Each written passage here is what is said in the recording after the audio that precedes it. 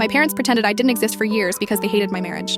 5 years ago, I made what I thought was the best decision of my life. I was engaged to Alex, my college sweetheart. We'd been together since sophomore year, engaged for 2 years, and my parents absolutely adored him. Dad would joke that Alex was the son he never had, and Mom constantly gushed about what beautiful grandchildren we'd give her. Then I met Jake at work. The connection was instant and overwhelming. I'd never felt anything like it, not even with Alex. Jake was charming, ambitious, and made me feel like I was the most fascinating person in the room. Within 3 months, I'd broken my engagement and was planning a wedding with Jake.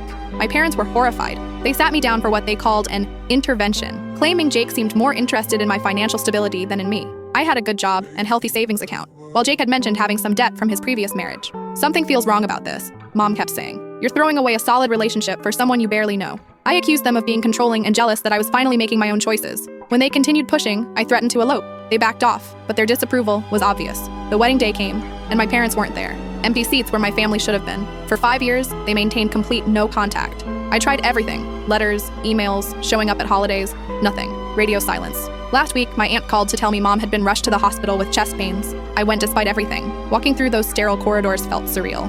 I found Dad sitting alone in the waiting area, looking older than I remembered. When he saw me, his face went through a dozen emotions before settling on resigned sadness. We hired a private investigator, Dad admitted quietly. When you started seeing Jake, something felt off. The PI found things. Jake was still legally married when you two started dating. His divorce wasn't finalized, and his debt was 6 figures. Not just some credit cards. My stomach dropped. Why didn't you tell me? We tried. When we pushed harder, you threatened to elope. We went no contact to protect ourselves from watching you make a terrible mistake. I confronted Jake that night. He admitted to the lies, but quickly blamed my parents for poisoning my mind. To gain perspective, I reached out to Alex to apologize for how things ended. Jake contacted me 6 months after your wedding, Alex said carefully. He wanted marriage advice, but most of his questions were about whether I still had feelings for you, whether you'd be happier with someone like me. Jake had been planning an exit strategy 6 months into our marriage. When I demanded answers, Jake finally broke down completely. He'd been having serious doubts about our compatibility and had contacted Alex to test if there was still something there. Worse, he'd been secretly draining our joint savings to pay gambling debts. The debt was now approaching $200,000. I was hoping your parents would help us financially once they came around, he admitted. Everything clicked into place.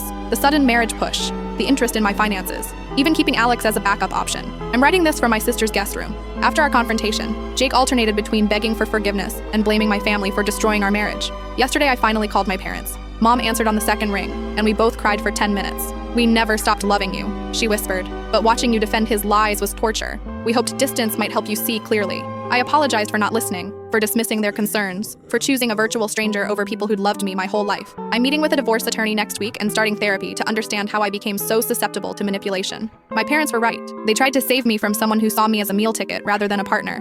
It took 5 years, and almost losing them forever, to realize that sometimes the people who love you most are willing to be the bad guys to protect you.